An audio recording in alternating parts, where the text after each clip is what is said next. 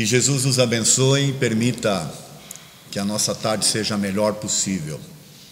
Uma tarde em que a gente possa trocar ideias, que eu acho que é o principal, e trocar energias juntos, para, através das ideias e da energia, a gente possa se reformular, se restabelecer, se reorganizar, tanto física quanto espiritualmente e energeticamente falando. Porque só assim que a gente vai conseguir se manter equilibrado no mundo, né? O tema que foi escolhido para hoje, relacionamento interpessoal, é uma palestra já antiga que eu faço. De vez em quando eu atualizo ela um pouquinho. Mas eu queria deixar claro que, na verdade, essa palestra, eu já tinha ouvido ela. Por isso que eu me baseei naquela que eu ouvi para produzir esta. Tá? E essa palestra é do Alquinder de Oliveira. É um espírita do interior de São Paulo. Eu gostei muito da forma como ele organizou a palestra na época. E aí eu falei, bom, vou aproveitar e vou organizar uma também para a gente apresentar no GEMB. E de lá para cá eu venho fazendo essa palestra, tá bom? Mas o autor original dela, então, cabe aí os méritos ao Alquinder de Oliveira, né? Que eu acho que ele merece ser citado. Ok? Qual é o objetivo da palestra? Mostrar para a gente que a gente vive tão atolado nas coisas, tão envolvido no dia a dia, a vida ela é tão dinâmica, ela exige tanto da gente, que às vezes a gente não para pensar e age no mundo de forma automática, com muitas coisas. E o objetivo aqui é tentar mostrar algumas dicas, né, de algumas coisas que a gente poderia estar observando para favorecer, para nos ajudar a se interrelacionar bem. Não só com o outro, mas também consigo mesmo, que eu acho que é o mais importante. Porque se você não estiver de bem com você, vai ser difícil você estar de bem com os outros. Porque vez ou outra você vai encontrar pessoas parecidas com você. E se você não está se sentindo bem consigo, consequentemente você não vai conseguir se sentir bem com aquele que parece com você. Então é importante, tudo que a gente for falar aqui, a gente pensar em termos não só daquilo que a gente pode promover em termos de mudança de ideias, né, para se relacionar com o outro, mas também para se relacionar consigo mesmo. Ok? Então vamos começar com uma frase. O instinto nos homens enfraquece à medida que a sua razão cresce, vigora e se desenvolve. Aqui, o autor é o Marquês de Maricá, e ele está falando sobre o instinto, que conforme a gente vai se desenvolvendo em termos racionais, o instinto vai diminuindo. Tem uma segunda que fala de instinto também, ó. Não é só a razão, mas também a nossa consciência que se submetem, né, ao nosso instinto, este tirano que habita em nós. Opa, aí já é uma abordagem diferente. Esse, principalmente, que é o caso aqui, é o Nietzsche, ele deixa claro que às vezes o instinto toma a frente, a gente toma atitudes que depois a nossa razão às vezes repudia. E tem uma terceira. A renúncia progressiva dos instintos parece ser um dos fundamentos do desenvolvimento da civilização humana. A renúncia progressiva dos instintos. Essa frase é do Sigmund Freud. E a que elas nos remetem, na verdade, né, essas três frases? Ao que a gente vai ver agora, ó. O instinto versus as nossas ações corriqueiras. Vamos abordar isso então? Há no ser humano três coisas. Primeiro, o corpo físico, análogo aos animais e animado pelo mesmo princípio vital. Segundo, a alma, ou ser imaterial, espírito encarnado no corpo. Terceiro, o laço que prende a alma ao corpo, princípio intermediário entre a matéria e o espírito. Essa frase é retirada do Livro dos Espíritos, da introdução, item 6. E o que eles estão dizendo aqui? Que nós, seres humanos encarnados, somos compostos por três componentes, né? O corpo físico, que eles dizem é semelhante aos dos animais, e animado também pelo mesmo princípio vital. Ou seja, a mesma energia que nos anima, anima também os animais. Aliás, o nosso corpo físico é oriundo do reino animal. Por isso que nós temos o instinto, né, de forma bem forte, trabalhando, né, no nosso corpo físico. Depois nós temos a alma, que é o ser imaterial, ou o espírito, e o perispírito, que é o corpo que une o espírito ao corpo. Tudo bem? É um corpo sutil, né? O perispírito. Assim sendo, o ser humano, pelo corpo, participa da natureza dos animais, cujos instintos lhe são comuns, e pela alma participa da natureza dos espíritos. Então, olha que interessante, nós, seres humanos encarnados, transitamos, ora, entre os anseios espirituais e entre as necessidades materiais, onde o instinto fala mais alto muitas das vezes, né? Você quis fazer alguma pergunta ou está se exercitando? Tá bom. Desculpa, é que você levantou a mão, achei que você queria.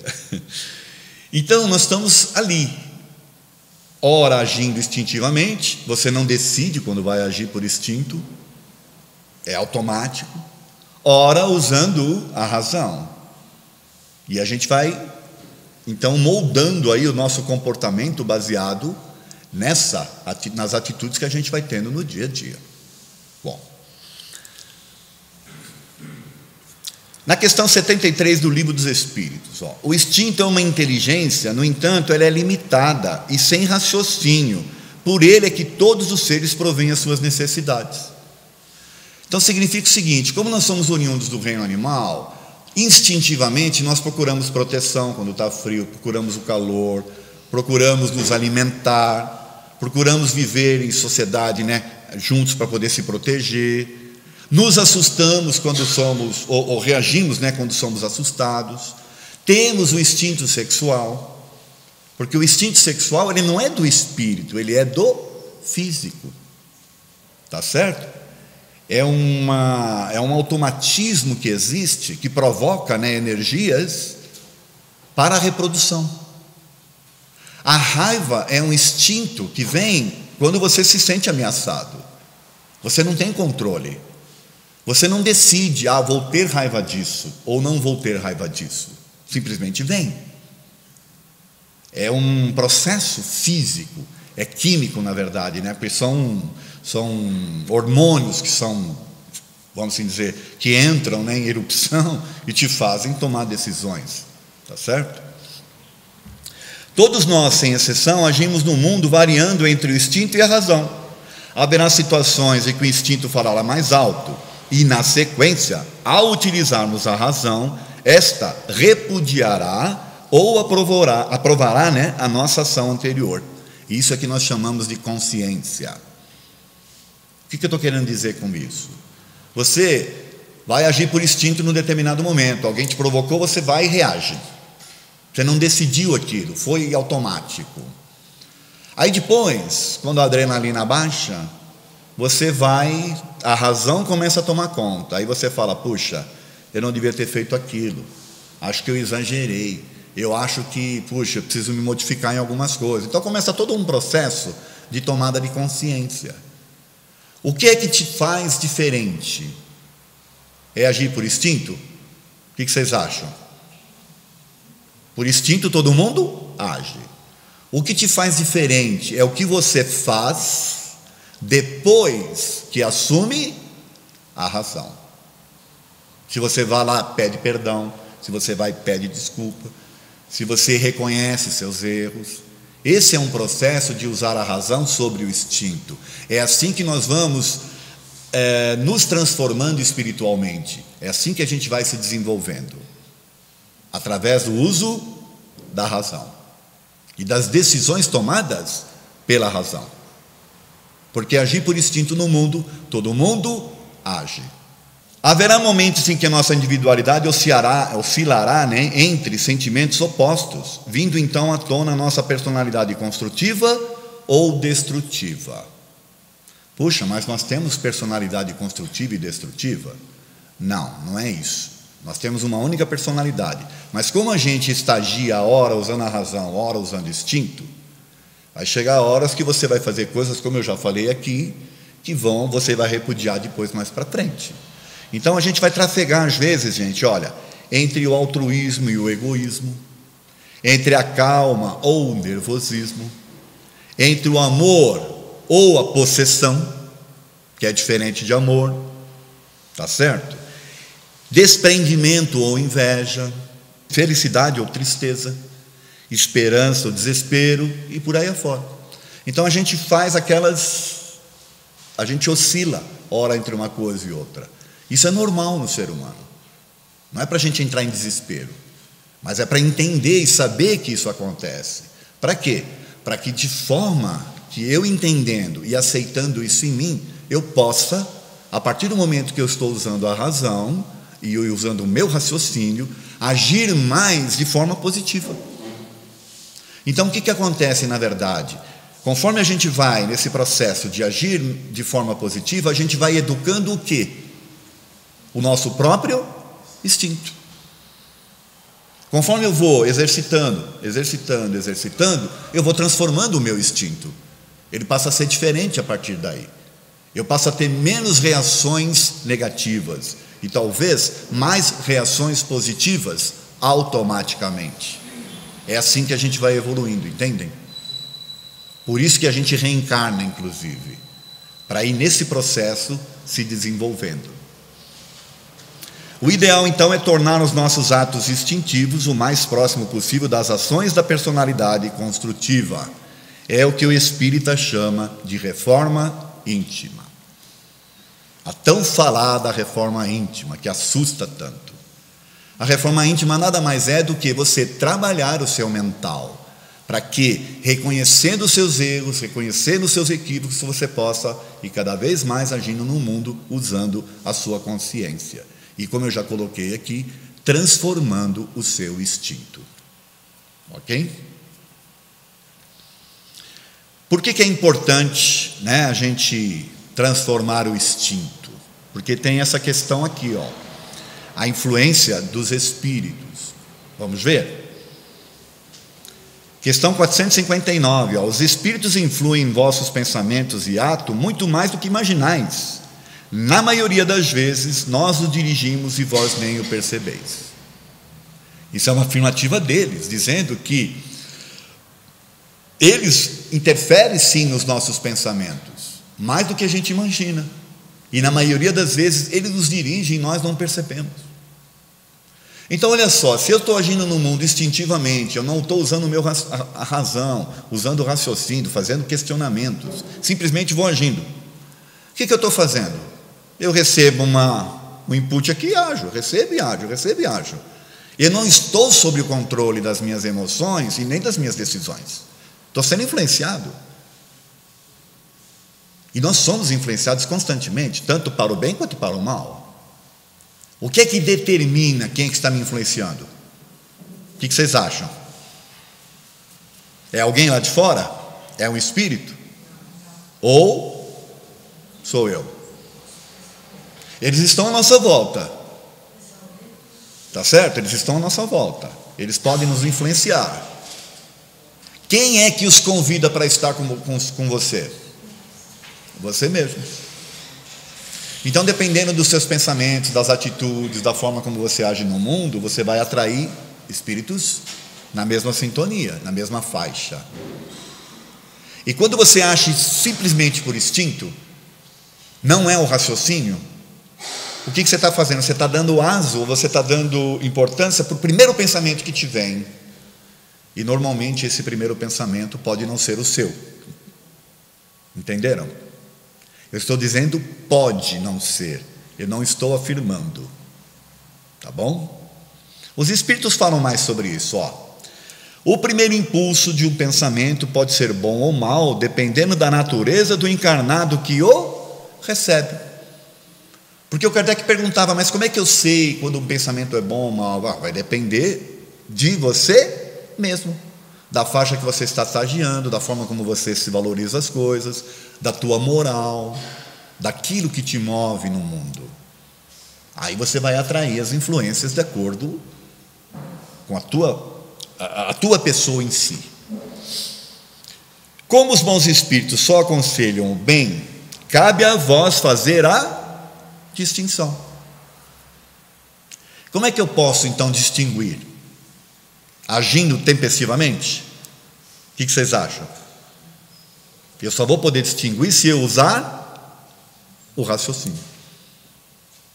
Então, se eu recebi um input de fazer alguma coisa errada, será que foi um bom espírito que me aconselhou a fazer isso? É só usar um pouco do raciocínio, tá certo? Bom. Tudo bem até aí, gente, com relação ao instinto? E agora nós vamos mudar um pouco para outra questão que eu vou colocar aqui. Não há nada repartido no modo mais equitativo no mundo do que a razão. Todo mundo está convicto de ter suficiente. Se tem uma coisa que está repartida assim, bem igual, é a razão. Todo mundo tem. Essa frase é do René Descartes. Tem uma segunda. Os que pretendem ter sempre razão, normalmente são os menos razoáveis. Essa já é interessante, não é? Esta frase é do Théophile Gautier. E tem uma terceira. A razão do mais forte é sempre a melhor. Os chefes que o digam. Certo? Porque o chefe tem sempre razão, não é? E aí, se você tira a razão dele, perde o emprego, não é assim? Essa frase é do Jean de La Fontaine. Estas três frases nos levam a pensar sobre essa questão da razão. E a gente vai discutir um pouquinho ela agora, tá bom? Antes, porém, vou contar uma historinha para vocês aí. Era uma vez um certo presidente, não importa o nome dele, tá? E esse presidente, ele estava lá no gabinete dele e recebeu um ministro. E esse ministro fez uma apresentação para ele, de uma série de coisas, pedindo um monte de coisas, elaborando lá uma boa apresentação, falando. E aí o presidente, no final da apresentação dele, disse: olha, você está com a razão, esse teu projeto é um projeto positivo. Aí o ministro saiu todo feliz. E o auxiliar, né, não sei como é que chama lá, o auxiliar do presidente, estava lá, chamou o segundo que ia participar lá de uma nova conferência com o presidente. E este outro ministro apresentou um projeto totalmente diferente do anterior, mas também com, sabe, uma galardia, apresentou-se com uns PowerPoint, uma coisa bonita. Aí o presidente, ouvindo aquilo, falando assim, aí o auxiliar pensando: bom, quero ver o que ele vai fazer agora, né? Porque ele estava empolgado com o outro apresentando, ele já tinha dado a razão para o primeiro. Aí o cara terminou, o presidente olhou assim: puxa, esse teu projeto, sabe que tem tudo a ver, sabe que você está com a razão. Aí o cara saiu feliz. E aí o auxiliar falou assim: mas como? Veio o primeiro, apresentou um projeto, o presidente falou que ele tinha razão, ele saiu feliz. Vem o segundo, apresenta um projeto diferente, antagônico, ele dá razão também. E agora? Ele não se conformou, foi lá conversar com o presidente e falou assim: presidente, o senhor me desculpe, mas veio o primeiro, falou isso, isso, isso, o senhor deu razão para ele. Veio o segundo, falou isso, isso, que é totalmente diferente, o senhor deu razão para ele. O senhor não acha que o senhor foi meio incoerente? Aí o presidente olhou para ele e falou assim: sabe que você está com a razão? Ou seja, todo mundo tem razão, tá certo? O que não quer dizer que estejam certos. E é isso que a gente vai abordar agora para entender melhor. Porque a grande questão aqui é mesmo importante a gente estar certo? Ou ter razão? Vamos ver. Todo mundo indistintamente tem sempre razão, porém, isso não quer dizer que estejam certos. Por quê, gente? Às vezes a pessoa está olhando as coisas do ângulo que ela consegue ver, com o conhecimento que ela tem sobre o assunto. Então ela tem razão sobre aquele ponto, ela está vendo aquilo, para ela, aquilo é o certo. Está faltando para ela, às vezes, enxergar, né, um pouco mais. Mas naquele ponto de vista, sobre aquela circunstância, ela tem razão. Ok? Nossos hábitos fazem com que muitos de nós fiquemos constantemente tentando provar, sempre, né, que estamos certos e que temos toda a razão. Isso quando não ficamos repisando o erro e faltas do outro, como uma forma de persuasão e domínio da situação. Então, o que acontece nas nossas inter-relações? Como eu tenho razão no meu pedaço, eu quero passar minha razão para o outro. Só que eu esqueço que o outro tem a razão dele. Eu vou impor a minha razão para o outro? O que vocês acham? Se eu não for chefe e nem pai que fala, vai fazer assim e pronto. Aliás, hoje é dia dos pais, né? Parabéns para os pais. O que eu tenho que fazer? Se eu quiser ter uma boa relação com a pessoa, tirar a razão dela? O que vocês acham? Se eu tirar a razão dela, o que vai acontecer? Ela vai me ouvir? Ela vai ficar bem comigo? Não vai ser difícil? Então, eu tenho que, na verdade, ter a habilidade de entender que todo mundo tem razão, e nos diálogos que eu vou ter, jamais tirar a razão do outro. Se eu começar qualquer diálogo dizendo, olha, isso que você está falando está errado, pronto. Eu vou conseguir fazer com que a pessoa me ouça, se eu falar que ela está errada? Mas se eu disser para ela, olha, você tem razão, porém, eu gostaria que você me ouvisse e prestasse atenção nesse ponto. Você está começando um diálogo aí, dando razão para a pessoa, porém, pedindo que ela reflita sobre aquilo que você tem que passar para ela. E aí, neste momento, você tem que ter a capacidade e a habilidade de convencê-la. E mais, talvez você tenha que ter também a habilidade de tentar se convencer através dela. Porque você está olhando também as coisas do seu ponto de vista. E pode ser que o dela é que seja o melhor. Aí é importante que haja, então, um diálogo sincero. Um diálogo com vontade de aprender de ambas as partes. Mas jamais, em hipótese alguma, nós podemos tirar a razão do outro, mesmo que a gente saiba que ele está errado. Nós temos que convencê-lo que ele está errado. E para isso, talvez, nós temos que saber mais do que ele. Imagine que fosse, por exemplo, que nem uma pizza.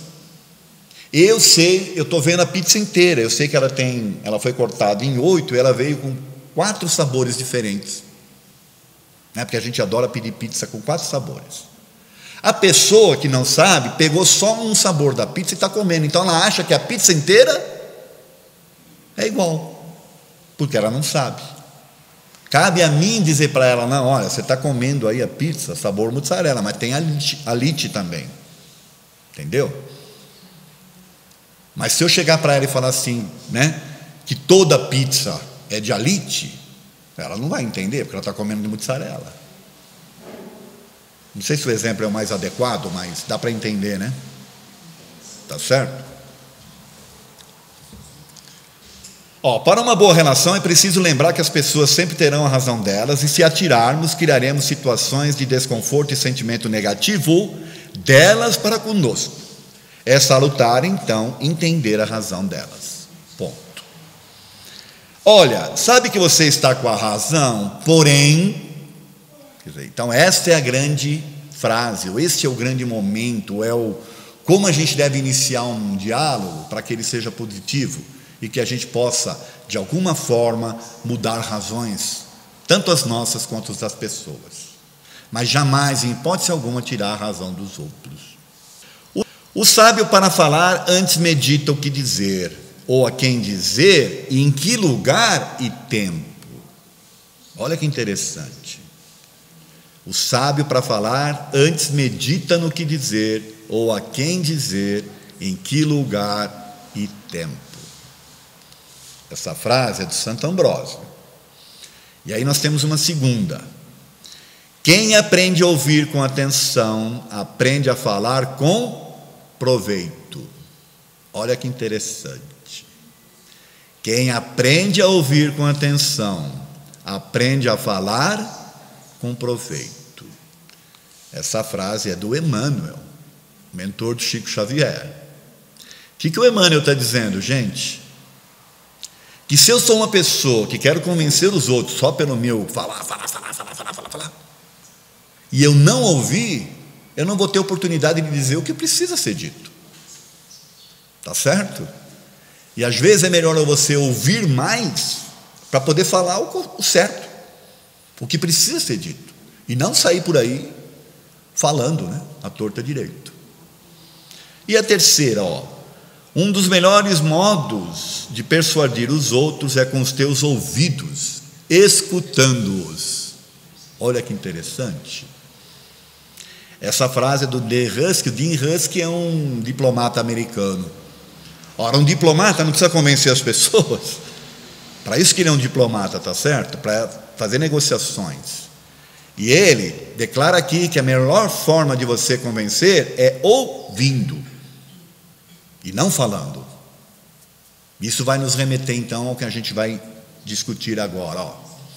Na relação interpessoal, é melhor ouvir ou falar? O que vocês acham? Tem gente que não consegue ficar sem falar, mas tem gente que consegue ouvir. O que é melhor? Vamos ver. Nós aprendemos a escrever, falar e ler, mas quase nunca nos ensinaram a ouvir corretamente as verdadeiras intenções que envolvem as palavras.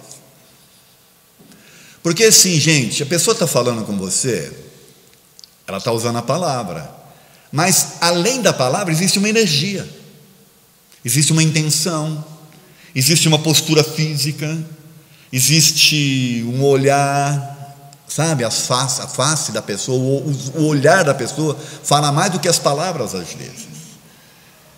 E aí você não prestar atenção nessas coisas, ficar só no ouvir, você vai perder a oportunidade de entender exatamente o que aquela pessoa queria te dizer. Além de que tem coisas que às vezes são ditas e que você releva, e outras que a pessoa fala, você para pensar. Vou dar um exemplo. Às vezes você está num processo aí com alguém que você ama, está num processo qualquer, de discussão, por exemplo, aí a pessoa fala assim, eu te odeio, e sai.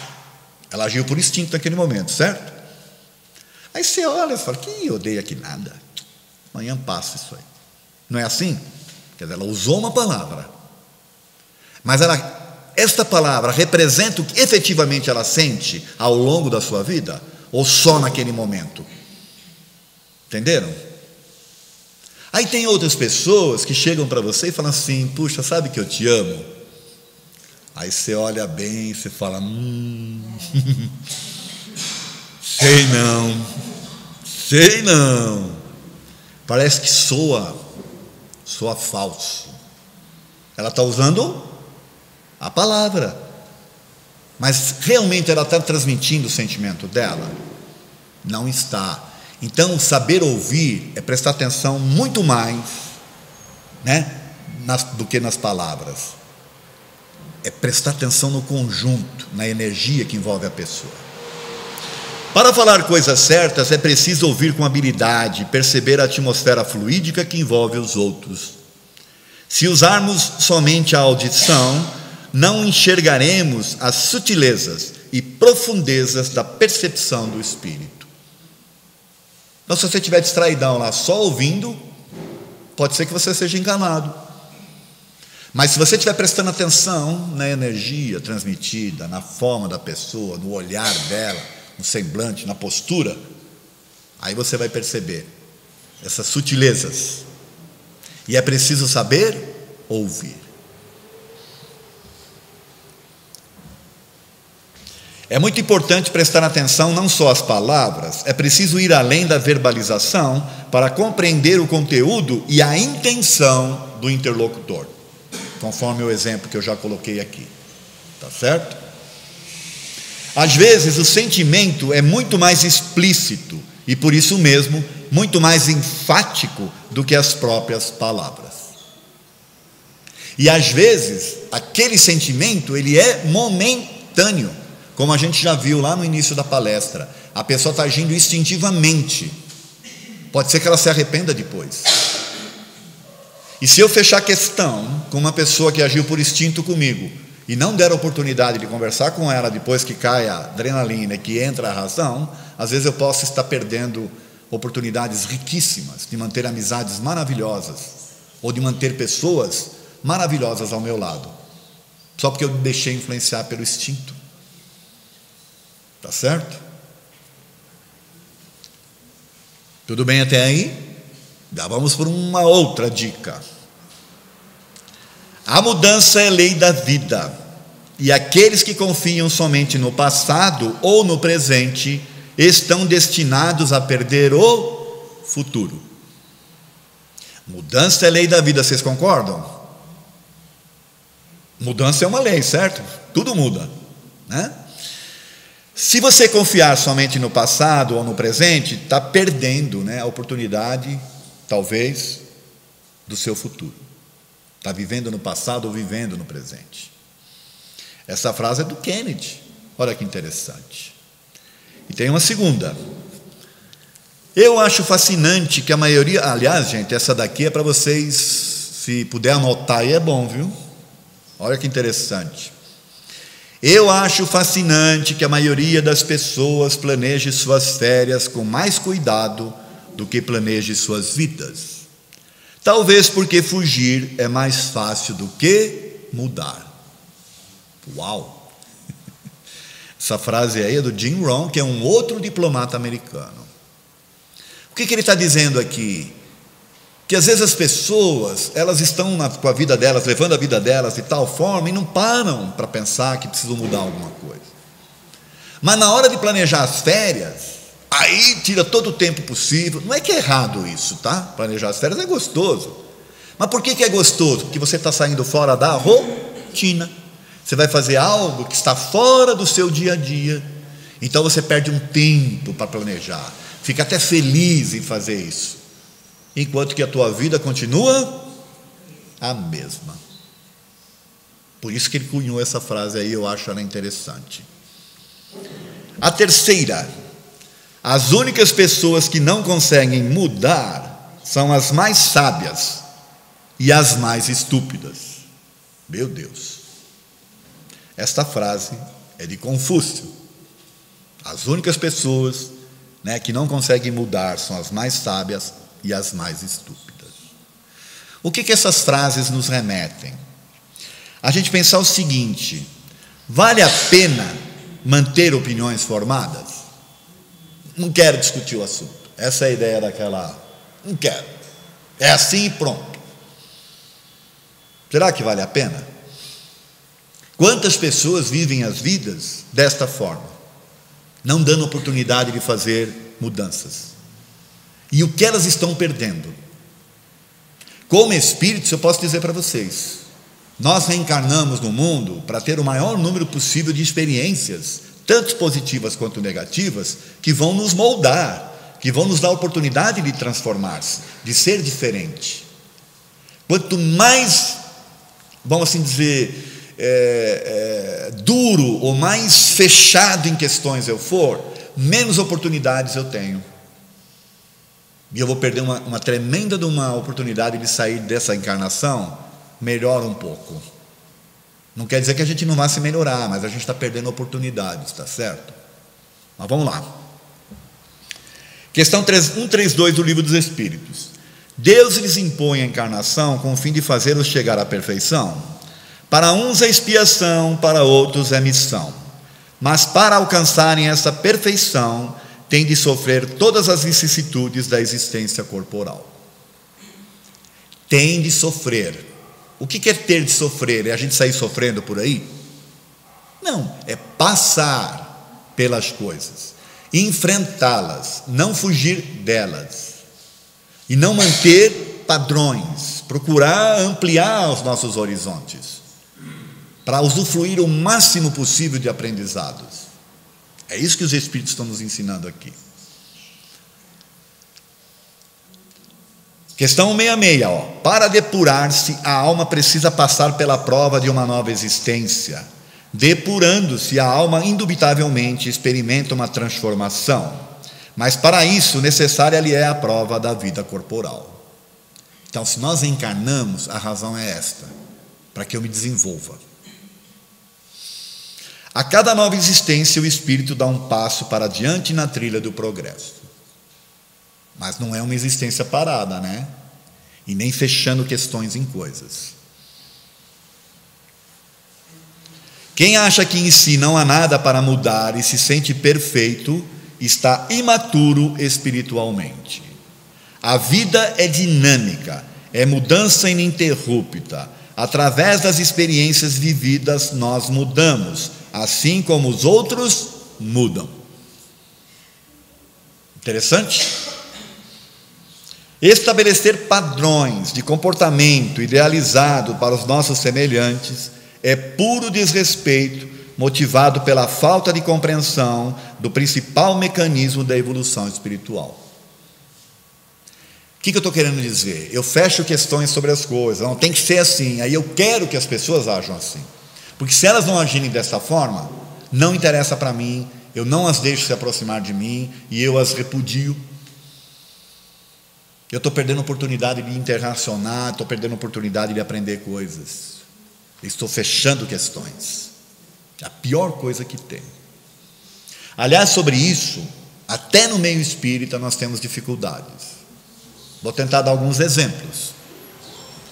Eu leio a história de um determinado espírito que passou por uma situação. Vamos pegar um exemplo aqui, vai, o André Luiz. O André Luiz começa o livro dele dizendo que ele ficou 8 anos no umbral. Não foi? Mas foi ele.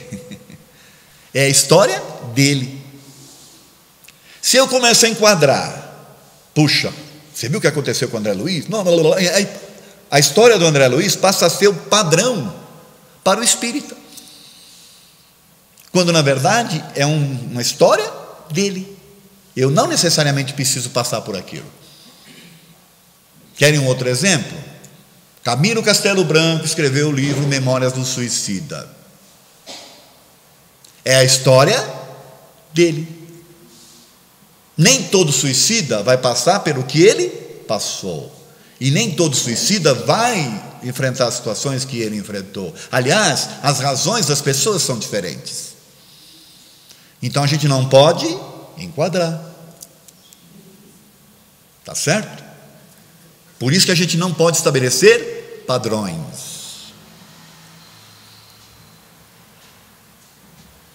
Nas relações interpessoais, as pessoas que se mantêm firmes em suas velhas opiniões são as que mais sofrem e as que mais fazem sofrer, porque são duras e exigentes com os semelhantes, assim como o são consigo mesmo. O meu padrão é esse, eu aprendi assim com os meus pais, tem que ser assim. E aí a gente quer que os nossos filhos sejam assim. Aí o que acontece? As coisas mudam. Nós estamos vivendo num mundo em que não é mais a mesma coisa. A educação é diferente, a forma de dialogar é diferente, a forma de se relacionar com as pessoas é diferente. Se você não souber usar o Zap hoje em dia, desculpa a brincadeira do Zap, mas se você não souber usar o Zap, você está ferrado. Não se comunica mais. Se não souber interagir nas redes sociais, você vai ficar para trás. Por quê? Porque o mundo é mudança ininterrupta. E a gente não pode ficar nos velhos padrões.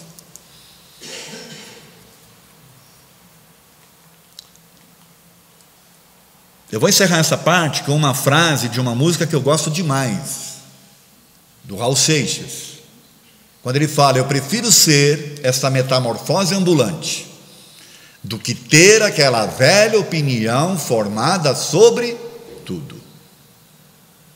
É melhor você ser uma metamorfose ambulante, que vai se adequando às coisas, aprendendo, vivenciando, se desenvolvendo, do que manter velhas opiniões formadas sobre tudo. Você perde a oportunidade de viver, você perde a oportunidade de aprender, você perde a oportunidade de se desenvolver. Além de que vai sofrer.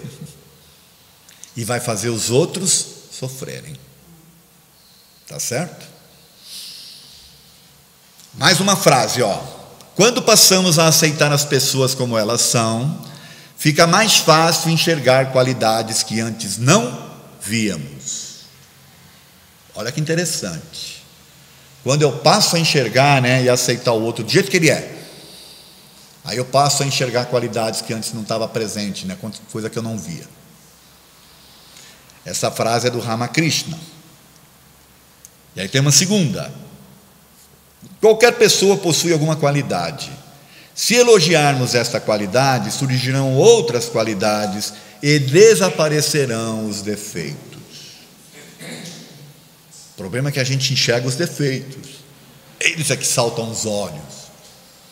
Essa frase é do Seisho Taniguchi. E aí tem uma terceira. Queres bem relacionar-te? Então procura nos outros as qualidades que eles possam ter. E em ti procura os defeitos que certamente tens. Olha que interessante. Se eu começar a ver os meus defeitos, o que eu estou fazendo? Trabalhando ele. Mas se eu enxergar aos outros as qualidades, eu começo a criar um processo de inter-relação melhor. Porque se eu olho os meus defeitos e fico enxergando o defeito do outro, o que eu estou fazendo? Essa frase é do Benjamin Franklin, olha que interessante. E ela vai nos remeter a uma discussão que eu quero ter com vocês, mas antes eu vou falar dessa lenda chinesa, que eu acho linda. Vou contar uma história para vocês. Na China existe uma tradição, eu não sei se até hoje é assim, em que o filho mais velho, quando casa, a nora, ou a esposa, tem que cuidar da mãe do filho mais velho. Ou seja, tem que aceitar a sogra e cuidar da sogra. Tá? Isso na China, não sei se até hoje é assim. E essa lenda é a lenda que conta a história da Mei Lin, que passou por um processo assim. E o que aconteceu? A Mei Lin casou lá com o rapaz, que era o príncipe encantado dela, e teve que receber a sogra como presente. Nossa, que presente, presente de casamento. Porém, a sogra não era boa coisa. A sogra era sogra. Era difícil. Porque ela queria que a Mei Lin tratasse o filho como ela sempre tratou. E aí, às vezes, a Mei Lin não fazia as coisas do jeito que ela queria, então ela pegava no pé da Mei Lin mesmo. A Mei Lin ficava brava com a sogra. E discutiam, e ela ficava desgostosa. E a Mei Lin estava querendo se livrar da sogra. Aí foi procurar um mestre. Mestre, está acontecendo isso, eu não aguento minha sogra, ela está infernizando a minha vida. Eu casei para ser feliz e a minha vida virou um inferno. Preciso me livrar dela. O que o senhor aconselha? Mei Lin, pega essa erva, mói, não deixa ela perceber, mói, e vai pondo na comida dela diariamente. Com o tempo você vai se livrar dela. Porém, para que ninguém desconfie de você, passa a tratá-la de forma diferente. Não dê mais aso às negativas. Se ela te ofender, não revide, saia de perto, conta até 10 na hora de revidar alguma coisa. Ou seja, não deixa que o azedume dela influencie você. E vai pondo a erva lá. Uma hora você vai livrar dela e ninguém vai desconfiar que foi você. Aí a Mei Lin saiu e começou a fazer isso. Vocês querem o nome da erva? Eu passo para vocês. Alguém quer? Depois eu passo. Aguarda aí. Aí moía e punha lá. E mudava o comportamento. A sogra vinha e falava, ela aguentava, saía, ia contava até 10, ia dar uma volta, e voltava, e punha a erva. Todo dia. Passado uns 2 meses, nada da véia, E a Mei Lin, já incomodada, foi lá falar com o mestre de novo. Falou: mestre, eu estou pondo a erva todo dia, como o senhor falou, mas ela não está... não livrei dela ainda. Aí ele falou assim: mas você está mudando o teu comportamento conforme a gente combinou? Porque senão vão desconfiar de você. Não estou. Então continua, Mei Lin. Leva mais um pouco da erva aí. Leva mais um pouco. Aí, passado mais uns 2 meses, a Mei Lin começou a perceber que as coisas estavam diferentes. Ela já não estava mais com aquela vontade de se livrar da sogra, entende? Ela começou a ficar preocupada, porque a sogra mudou com ela. Aí ela procurou o mestre de novo, falou assim: mestre, eu queria que o senhor parasse e me desse uma outra erva, porque a minha sogra já não é mais a mesma coisa. O nosso relacionamento já está diferente, ela parece que foi uma mãe para mim agora. Aí o mestre falou assim: Menin, eu não tinha te prometido que você iria se livrar da sua sogra? Você se livrou da sua sogra, você ganhou uma mãe. E pode continuar dando a erva para ela, porque na verdade é um fortificante, não é um... Vocês querem ainda ou não? É um fortificante. Então ela se fortificou cada vez mais. O que fez a sua sogra desaparecer e virar a mãe foi o seu comportamento. Foi você não dar aso ou dar atenção para as coisas negativas delas e passar a enxergar as coisas boas que ela tem. Porque todo mundo tem coisas boas, gente. Só que às vezes o que salta aos olhos é a coisa ruim. Então, mais ou menos, a gente vai abordar isso mais para frente, mas o que essa lenda quer dizer? Se eu tenho uma pessoa difícil e que eu tenho que lidar com ela, se eu não conseguir, por exemplo, se eu tenho como não lidar com ela diariamente, tudo bem, eu vou procurar outra coisa, vocês concordam?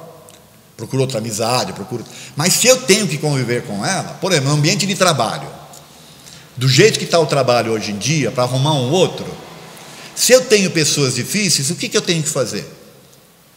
Mudar a forma de relacionar.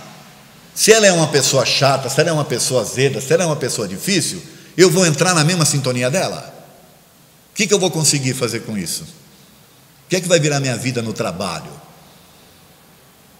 Então eu não posso. O que eu tenho que fazer? Não dou aso para mais ou menos o que fez a Meilin, não dá importância para... E exalta a coisa positiva. Devolve com uma energia boa. Jesus não falava para a gente orar e fazer o bem pelos inimigos? Não era? Fazei o bem àqueles que vos perseguem e caluniam. Amai, na verdade. Como é que eu faço isso? Não dando asos às coisas negativas e devolvendo uma energia positiva. Quando eu fizer isso, o que eu estou fazendo? Ela está me desejando uma coisa ruim, eu devolvo uma coisa boa. Aí fica um duelo de energias. Sabe o que é que acontece? A luz vence sempre a escuridão. É mais ou menos isso que a gente vai abordar agora com mais detalhes.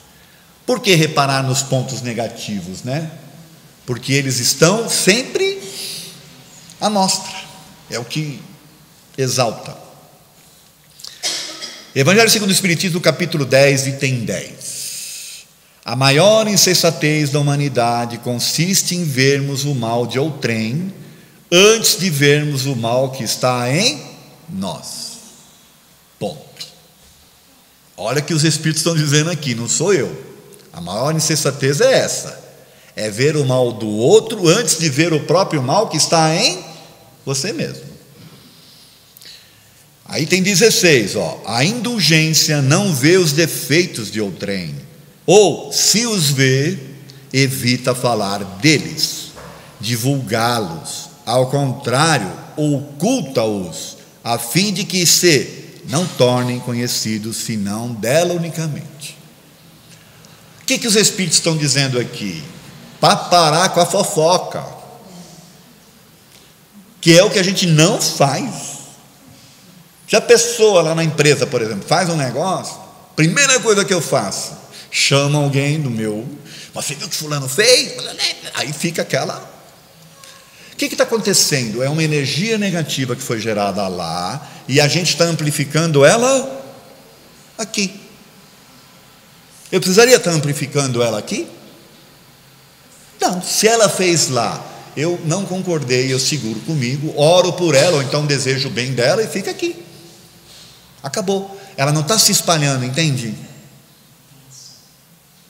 E se eu vou lá e falo coisas boas para ela, vou exalto a roupa dela, ela vem lá e fala, nossa, mas que vestido bonito que você está, pode ser o vestido mais horroroso do mundo, não importa, nossa, mas que vestido bonito. A pessoa, ela se quebra.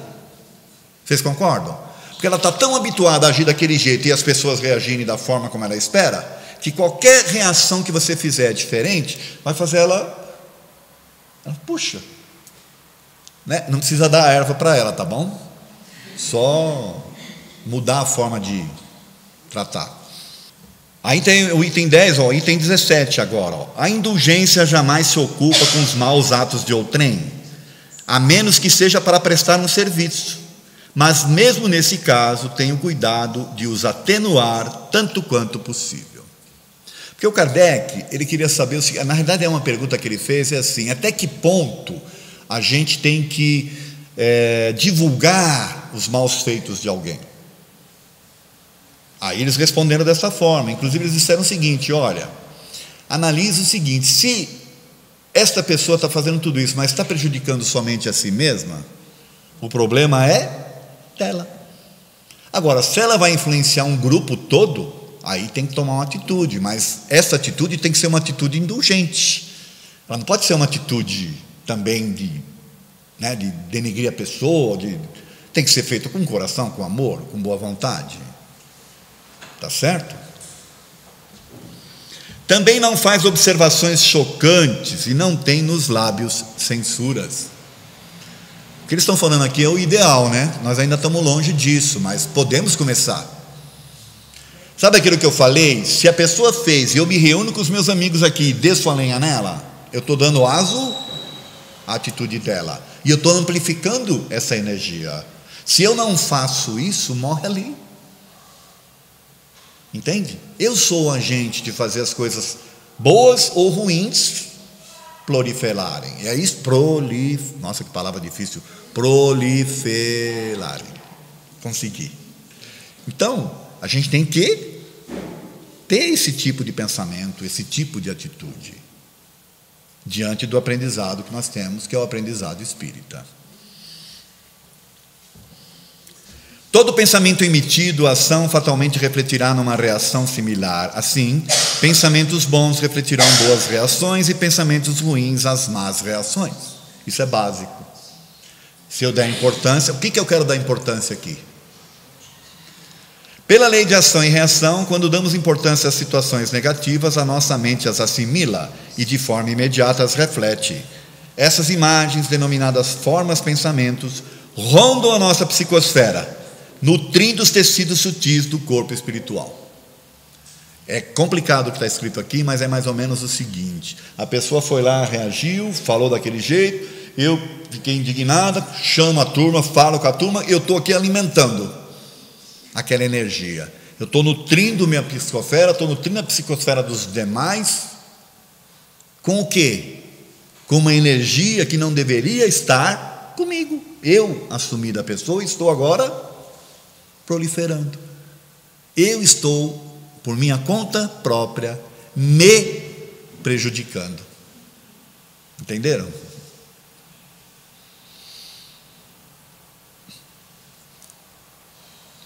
Somos todos aprendizes da vida e não há engano no universo. Se atraímos alguém para o nosso convívio, existe uma boa razão para isso. Assim sendo, o mais sensato a fazer é tornar esta convivência o mais equilibrada possível. Eu falo isso no seguinte: poxa, mas tem coisa que não dá para evitar, para mudar de emprego até consigo, mas um parente difícil no lar, não. Espera aí, por que você nasceu com esse parente difícil? Foi por acaso? Deus foi injusto com você? Foi rodar a roleta do reencarne lá no plano espiritual e puf, caiu. Caramba! Não tem o Silvio Santos lá rodando roleta, entendeu? Existe uma razão. Pode ser que você não saiba dessa razão agora, mas essa razão ela é espiritual. E o objetivo não é para que você fique ruim, é para que você evolua. Então cabe aí uma mudança de pensamento, uma mudança de atitude. E aqui as dicas que eu estou dando aqui, eu acho que são úteis para isso. Outra coisa, que agora é para provocar a gente aqui, lembra que eu falei das coisas que a gente faz, que a gente se enquadra? Pagamos pelos erros do passado, porque há essa conotação espírita. Estamos aqui para pagar os erros, para pagar meus erros, para pagar meus erros. É isso? Se for isso, então você está ferrado mesmo, que vai pagar muito erro. Mas não é isso. Nós estamos aqui para evoluir, para crescer. O passado é passado. Aquilo lá serviu para mim ser uma pessoa diferente hoje. e ter como base para mim não fazer as mesmas coisas. Oi? Isso, e não para pagar. Todos ouviram o que ela falou? O objetivo é corrigir e não pagar. Eu trouxe aqui mensagens do Espírito Hamed, que eu sou fã do Hamed, né? Eu acho os livros dele fantásticos e muitas das minhas palestras se baseiam nos livros do Hamed. Principalmente esse aqui, Renovando Atitudes, tá? Que é um livro que eu recomendo para todos. E o outro livro, Conviver e Melhorar. Olha o título do livro: Conviver e Melhorar. Tá certo? Vamos lá. A seguir, algumas formas negativas de pensar. Não posso mudar, é meu karma. Tenho que sofrer muito, são erros do passado. Ele está dizendo aqui formas negativas de pensar. Não posso mudar, é meu karma. Se você pensa assim, você vai com o karma para frente, tá? Não são situações de vidas passadas que te complicam os relacionamentos afetivos, e sim a continuidade dos velhos modos de pensar, das crenças incoerentes e da permanência em doentios pontos de vista de onipotência. Sabe quando você falou aí que estamos aqui para... Você lembra o que você falou? Corrigir.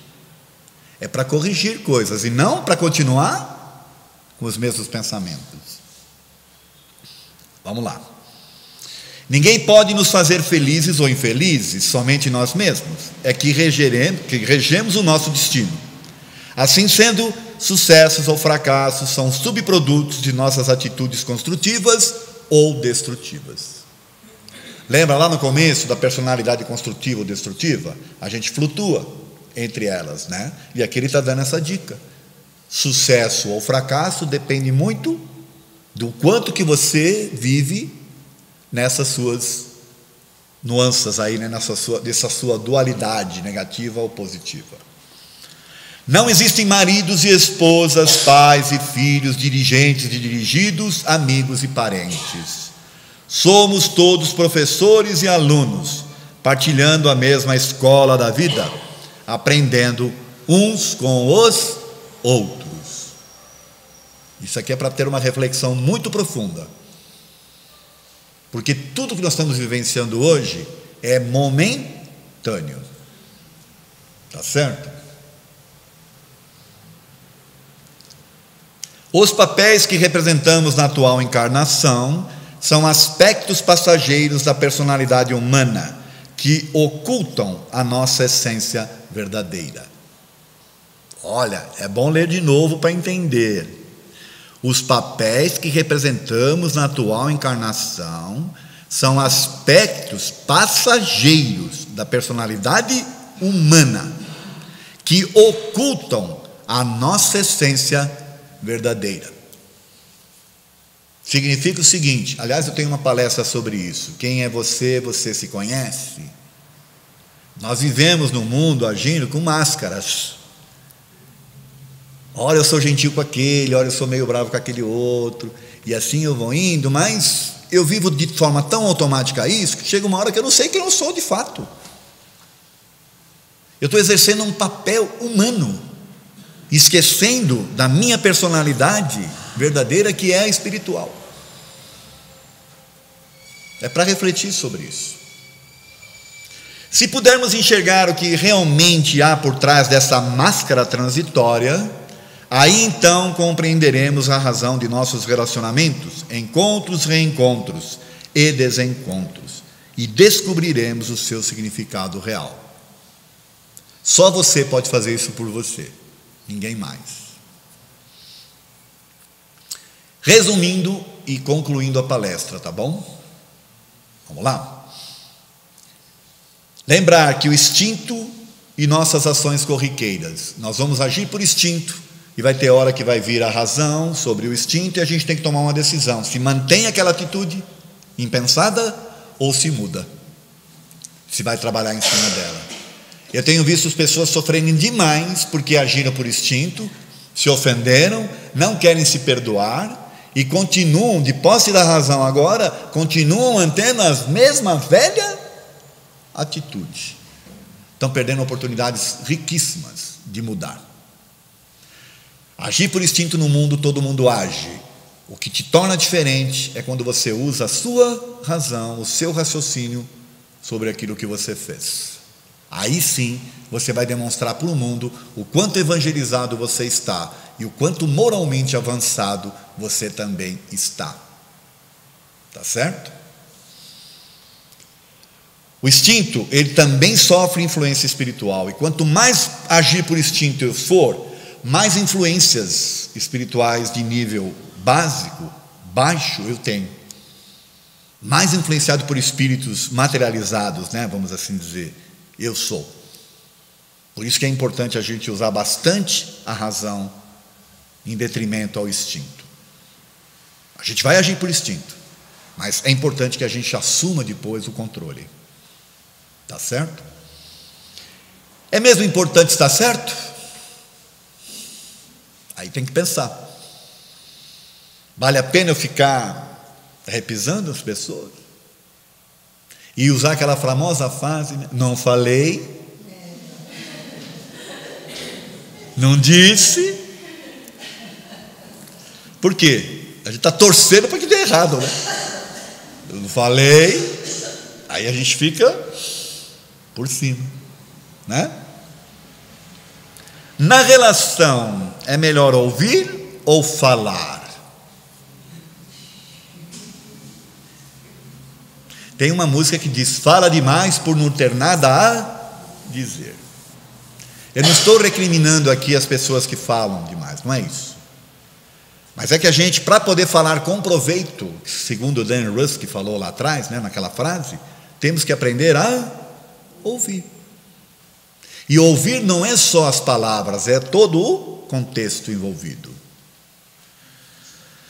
Vale a pena manter opiniões formadas num mundo em transição como o nosso? Quanto mais tinhoso, quanto mais opiniões formadas eu tiver, menos aprendizado eu vou ter e mais sofrimento eu vou trazer para mim e para os demais. Por que reparar nos pontos negativos? Bom, primeiro a gente já sabe, porque eles exaltam. Só que todo mundo faz isso. Se você quer ser diferente no mundo, se você quer mostrar o quão evangelizado ou o quão moralmente avançado você está, você tem que mudar a sua forma de enxergar as coisas e de agir de forma diferente. Não ser o propagador ou propulsor dessas mesmas coisas que todo mundo faz. Eu costumo dizer que nós temos que ser espíritas lá no mundo. Porque ser espírita aqui na casa espírita é fácil. Que, aliás, tem gente que nem na casa espírita, tá bom? Mas vamos lá. Para encerrar, pagamos pelos erros do passado ou estamos aqui para aprender e para corrigir, para não ser mais o mesmo? Quem se acha que pagando não vai se desenvolver, porque o compromisso dele é só o de pagar lá aquele erro, entendeu? Uma hora que ele achar que ele pagou, aí ele se acha livre. Bom, e agora? O que eu faço? Agora que eu já paguei. Meu filho, você perdeu um tempo danado na tua vida. Tá certo?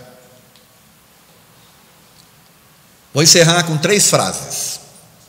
Não existe nada absoluto, tudo é relativo. Por isso devemos julgar de acordo com as circunstâncias. Eu posso até julgar uma coisa hoje, mas eu não posso fazer com que isso seja tudo daqui para frente, porque pode ser que seja outra, a circunstância seja outra lá na frente. Dalai Lama é essa frase. Fácil é julgar pessoas que estão sendo expostas pelas circunstâncias. Difícil é refletir sobre os seus erros ou tentar fazer diferente algo que já se fez muito errado. E é assim que perdemos pessoas especiais. A gente julga a pessoa pelo que ela fez e não dá oportunidade de saber o que ela é agora, o que ela aprendeu com aquilo que ela fez. Entende? Essa frase é do Carlos Drummond de Andrade. E esta, que é tema inclusive de uma palestra que eu tenho: ser ofendido não tem importância nenhuma, a não ser que nós continuemos a lembrar disso. Se eu fico remoendo aquela ofensa, a pessoa fez a ofensa, já foi embora, às vezes já desencarnou, e eu estou lá ainda, porque fulano, porque fulano, porque fulano, porque fulano. Quem está alimentando? É a pessoa? Sou eu. Mas isso é tema para uma palestra inteira de 1 hora, não é agora que a gente vai. E essa frase é do Confúcio. Então, gente, chegamos ao final. E eu agradeço muito a atenção de vocês, tá bom? Leiam esses livros que eu citei aí: Renovando Atitudes, Conviver e Melhorar. Eu acho que vale a pena para vocês.